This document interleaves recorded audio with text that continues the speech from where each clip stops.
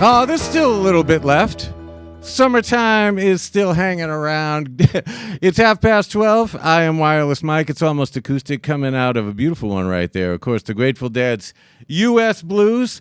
That came hot on the heels of Little Feat doing Bluegrass Pines off of their latest Strike Up the Band. And U.S. Blues is the perfect segue to my next guest, a man I announced at the top of the show. He is an author. He is a raconteur. He is a beat prankster aficionado. He's the author of the Beat Trilogy, The Hitchhiker's Guide to Jack Kerouac, how the beats begat the pranksters, and On the Road with Cassidy's and Further Visions. I'm talking about the one and only Brian Hassett, who is joining us on the phone lines right now. Brian, how you doing this afternoon? Fantastic, Mike. How are you? How's things in Lowell? Oh man, it is beautiful. I am like it's been a beautiful stretch of weather the past couple days. Last night after work, I headed straight from work to the movie theater and I caught the brand new Jack Kerouac documentary, Kerouac's Road, The Beat of a Nation. Went home, ate a little dinner, and then went down to Boarding House Park and caught the Wood Brothers in concert. So I have been having a great past few hours. Let's just say that. And it's a beautiful summer going on down here, and only about to get better for fans of the Grateful Dead, because there's another big sort of musical and cinematic event that is getting ready to take place all over the place. That is the primary reason why we're chatting today, right? Yeah, and it was a great call for U.S. Blues, which they is used in the to climax the 7.5-minute animation to begin the movie. And so the shows were in October of '74, and so why do you reckon they picked U.S. Blues to be the kind of featured song to open the movie? I don't know. Well, those of us who lived through the American bicentennial in 1976. That's right, yeah. Remember, everything was about that. I lived through it, but I've got pictures of myself as a very, very young child, me and my brother wearing T-shirts that one had the number 17 and the other one had the number 76. But I think I was about 3 or 4 years old at that time. Oh, okay. Yeah. Well, for those of us of a slightly older vintage, that was just sort of ubiquitous through all of culture and all of society. Oh, yeah, absolutely. At that time. And so that was just incident, so it's a neat choice that you picked that because, that climaxes the, brilliant animation to begin the movie. And also, my deep dive research just found that's why they picked it. Yeah. Because the looming bicentennial. So. No doubt. And we're talking about, of course, the Grateful Dead movie.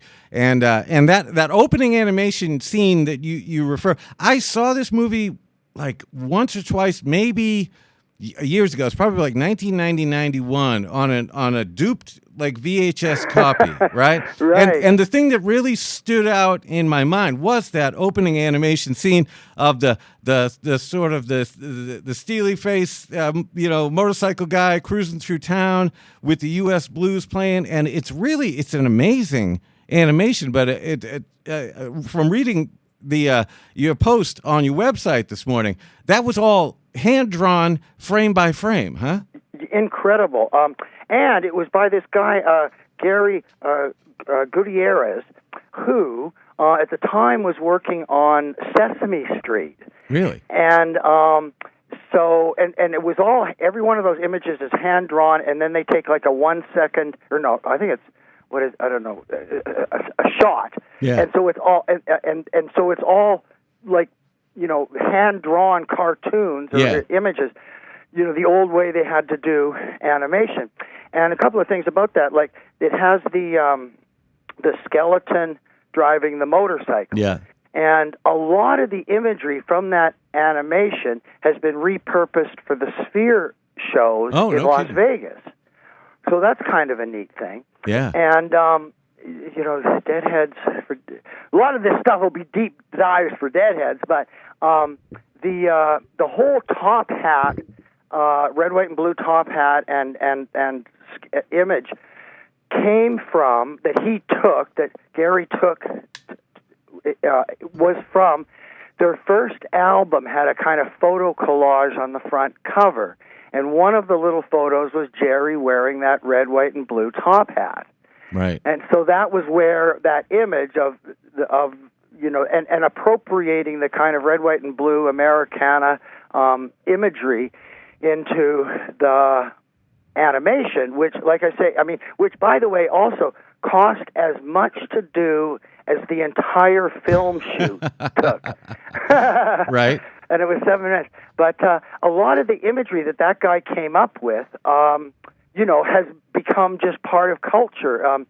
In all sorts of, T-shirts and posters and everything has that top hat, and all of that was because he picked up on it from the one little image on the cover of the first album. Well, it is amazing, and we are speaking with Brian Hassett, the purveyor of BrianHassett.com, a.k.a. Brian Land, where you can read all kinds of phenomenal real-life adventure stories and observations from Brian. But we're talking about the Grateful Dead movie, and it's been re-released and is being basically released, remastered, blown up to 4K in IMAX, and remastered the sound for the surround sound for the theater experience, and that's all happening very soon. But the Grateful Dead movie, for, like you said, with respect to deep dives for Deadheads, a lot of people don't realize that this movie was sort of marked what the band thought might be the end of the road, which is ironic here when we just had the Grateful Dead, the Dead and Company, Grateful Dead 60th,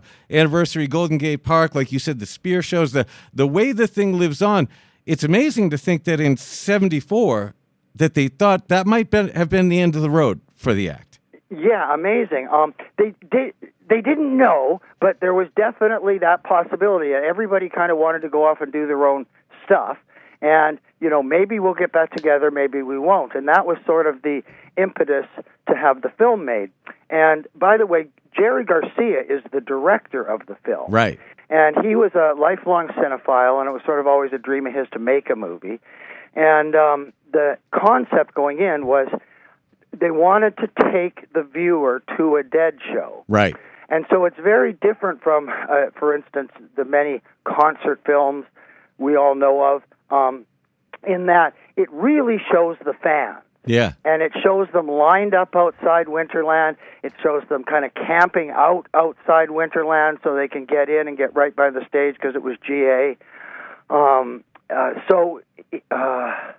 idea was he wanted Jerry, and particularly Jerry, wanted to preserve for history what the entire experience was like, not just a filmed band's performance. Yeah, so it definitely has those sort of elements of direct cinema vérité that the documentarians from 10 years previous to that were sort of pioneering, and they brought that into it. But they also were sort of working and making sure that they didn't make any of the mistakes maybe made by the prankster film crews with respect to not being able to sync anything up after everything got shot, right? So they were sort of on the cutting edge of working with film almost in the way that people shoot video nowadays. Yeah, in a way, yeah, good call. And they used, so they had this documentarian, this Leon Gast, was the director going into the shoot, okay? So there's a crane, there's 7 cameras, there's a crane, there's a stationary in the center of the floor, there's one up in the rafters, and then 4 floating cameras. And neat that you mentioned cinema vérité, because one of the guys he brought in on it was no less than Albert Maysles. Right. One of the absolute founding fathers of cinema vérité and documentary film style. And if there was a Mount Rushmore of classic rock film, I mean, with his connection to Hard Day's Night, Give Me Shelter, and the Dead movie, it's sort of like Where's the Fourth Face, right? Yeah. D.A. Pennebaker would certainly be on that. And also, by the way, did you know Albert Maysles was one of the cameramen at Monterey Pop, of all things? I did not know that.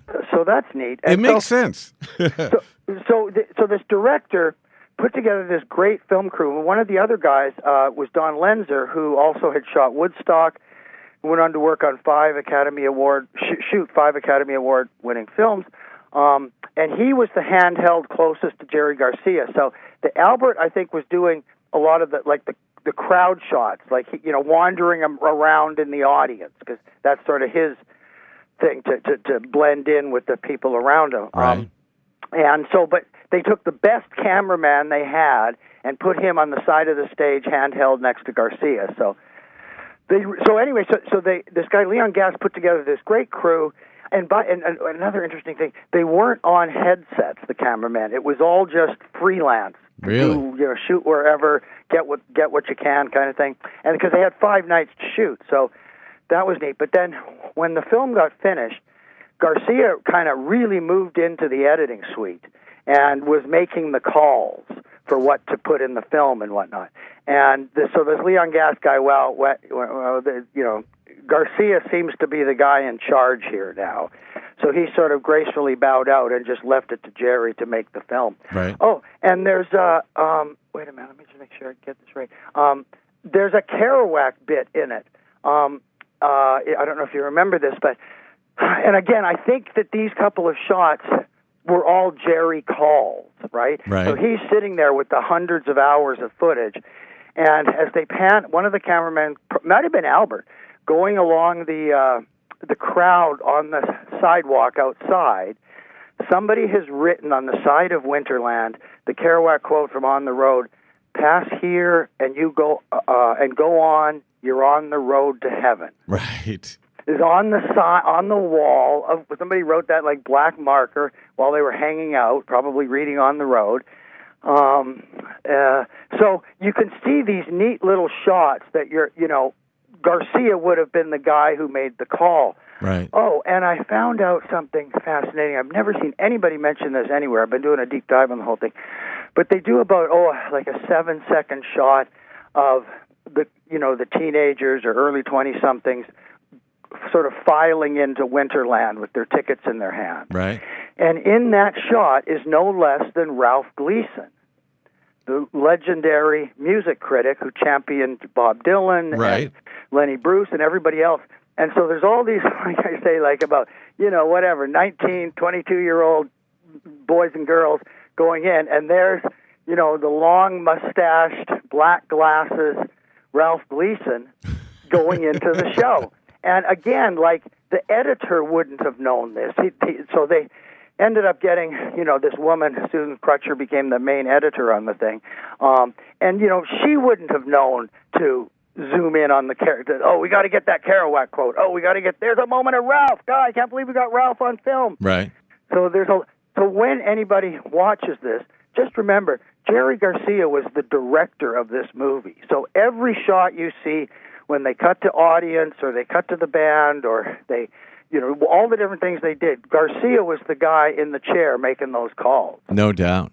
No doubt. We are speaking with Brian Hassett. We're talking about the Grateful Dead movie, which is coming out in theaters. What is it? It's a one-day affair. This is sort of like a tradition for Deadheads to meet up at the movies every summer. It's a concert or a film, but this is sort of a big one for the Grateful Dead meet up at the movies. When are these screenings taking place, Brian?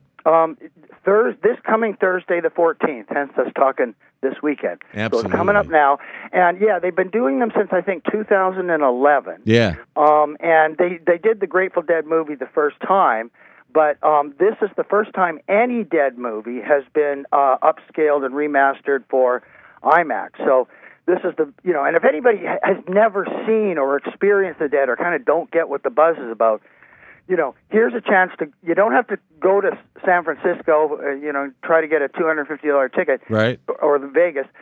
You can go to your local theater, and it is playing there. I sent you the name of it. It was it's the Lowell Cinema Deluxe, Showcase Cinema Deluxe here in Lowell. Same place I saw the Kerouac documentary last night. Oh, fantastic. And, it's really the big one right over off Industrial Ave. Beautiful, beautiful theater. Beautiful, comfy seats there, too. They all fully recline, which is nice. Oh, beautiful. So this is the first, and this is the first time any Dead movie has ever been remastered for an IMAX-sized screen, except for everything that's done at the Sphere in Las Vegas. And that's something I wanted to mention, because within this film, and for fans of the Dead who may have come later, like myself, this film is a chance, particularly with the IMAX and the remaster and the redone audio, to experience and witness the wall of sound, right? Oh, right. Yeah, so the wall of sound was this insane, speaker system that Owsley Stanley, the sort of more famous for making acid than anything, financed and designed. He was also he was sort of a genius savant kind of guy, and he designed this massive, towering speaker system that was dubbed the Wall of Sound.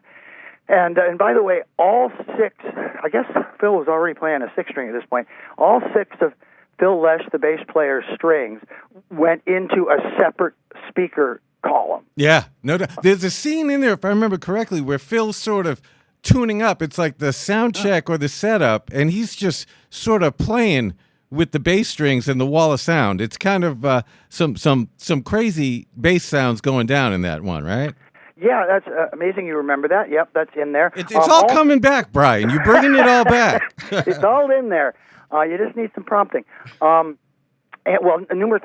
thing, for Deadheads, heads up, there's an actual Phil Lesh bass solo in Eyes of the World. And, I started seeing them in 1980 through to the present and never remember there being a Phil Lesh bass solo. He's always sort of soloing in his style of bass playing, but there's this neat moment in that where, everybody drops back and Phil takes, a full-on, genuine, real bass solo. Full fathom Phil.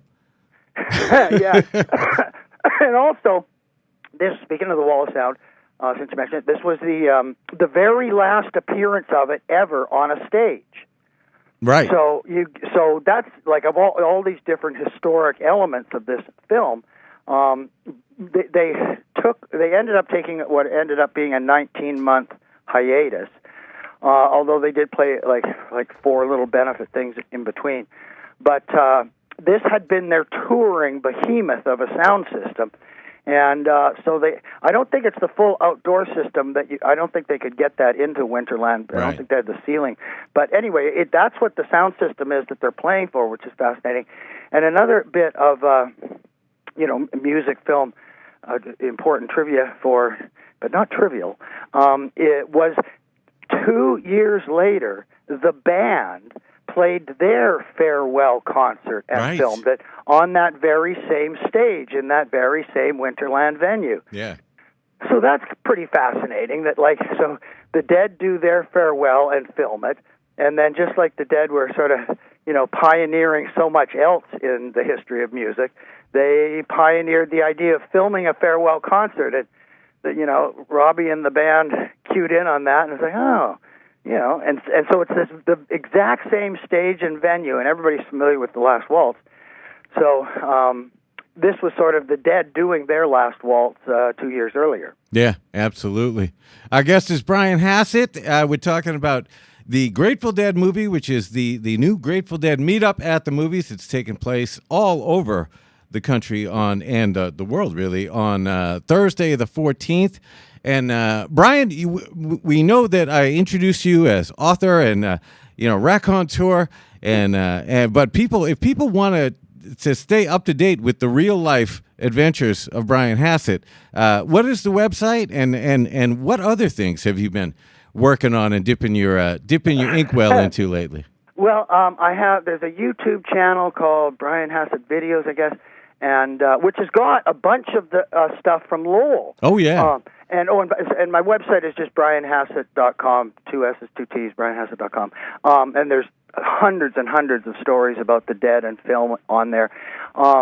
And it's neat that you and I once again are meeting at the intersection of film and music, right. Or film and literature, because I just did those the Jack on Film shows there in Lowell as part of Lowell Celebrates Kerouac, and so all of that stuff, which features every single portrayal of Kerouac ever on film. Right. And so really neat stuff. You can watch those whole shows on YouTube. And then last year, of course, we did Magic Trip about the Merry Pranksters, which is connected into this. And yes, you had mentioned about this, fixing the mistakes of the pranksters. Well, because that's one thing that a lot of people don't necessarily know about the Prankster Trip is that they brought a ton of film equipment, and that was one of the goals. But things that were never really sort of manifested in a kind of organized way, like it sounds like it did with the Grateful Dead movie. Right. Well, pranksters are pranksters. Right. They're not exactly planning stuff. There you go. And the whole problem was they were audio recording, but and so but when they got home, they had like hundreds of hours of film and hundreds of hours of this crazy audio tape, and no way to sync it up. It took them like 25 years to even get a rough cut together. But in this Leon Gast guy, who was actually a documentarian, he used the SMPTE time code right. To shoot this, so that it was at least a hell of a lot easier for them to sync up the picture and sound than normal. Because of course it's all shot vérité. It's just so it's these sort of roaming cameras going around, and so to be able to sync up this, and it still took them, as they said, like 6 months, even with everything SMPTE time code coded. It took them 6 months to sync the stuff up. So, and it didn't come out till the summer of '77, so it was almost 2 years of post-production editing. Right. And speaking of that, so at the IMAX, they're going to show at the end of the movie, stay through the closing credits, which are really cool because they do like a time-lapse film of them breaking down the wall of sound. But then after that, they're going to show a China Cat China Rider, China Cat Sunflower into I Know You Rider, because they had done rough cuts of all these different songs, right? And then they had to put them, make a movie. Now we've got these, 50 songs that we've got a rough cut of. What do we put in the movie? So a lot of the songs, as everybody knows by the Dead, go on for a while. And so a lot of these longer songs couldn't be in the movie because they're 15 minutes long. And one of the great ones that they cut and didn't use was this China Rider. And by the way, in 2004, they did a special 2-disc DVD release, and then it was re-released in Blu-ray in 2011. And it's got like 95 minutes of extra material that they didn't use in the movie because the songs were just too long. And for anybody who knows and loves the Dead, there's like a nearly 17-minute other one. There's a 13-minute Scarlet Begonias. Right. There's a brilliant almost 20-minute Weather Report suite, which was the last time they ever did that. But so there was all this great stuff kind of left on that they had not only shot but then edited and synced up. And okay, now we've got all of these pieces that we could put into the puzzle. Yeah. But these ones were too long, and so they're all on this incredible Blu-ray or DVD if anybody doesn't have it or wants to get it. Very, very nice.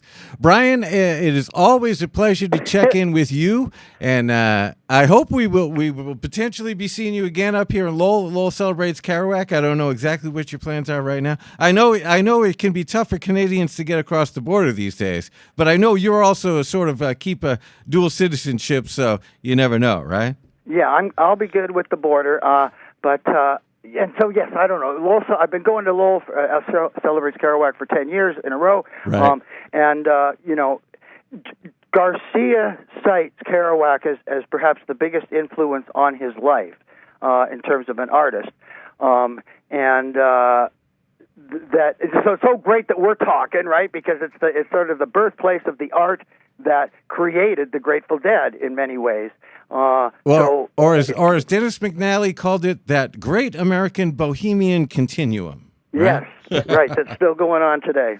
Absolutely. It is WUML Lowell Almost Acoustic. We're talking with Brian Hassett. Brian, one more time, give folks that website if they want to catch up with you. Order books. Of course, I've mentioned a couple of the books, but there's a lot of them up there. Or if they just want to stay involved in your real-life adventure tales, which will add new color, new dimension, and new value to any online experience. What's the website again? And just let people know where to get you. It's real simple. It's just brianhassett.com, which is 2 S's and 2 T's. And there's a ton of film stuff on there, and there's a ton of Dead stuff on there. There's a ton of Kerouac stuff on there. So, and music of all kinds. So, whatever your interest, if you're listening to this show, there's going to be a lot of stuff on that website you're going to like. Absolutely, absolutely. Brian, thank you so much. Always a pleasure to catch up. We're going to go out with one, not the Grateful Dead, but in honor of course, today, August 9th, the anniversary of the passing of the late, great Jerry Garcia.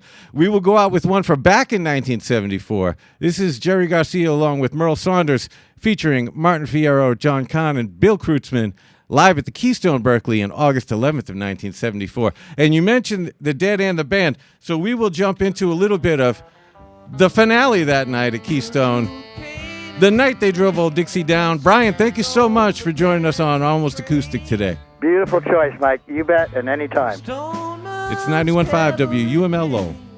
And tore up the tracks again in the winter of '65. We was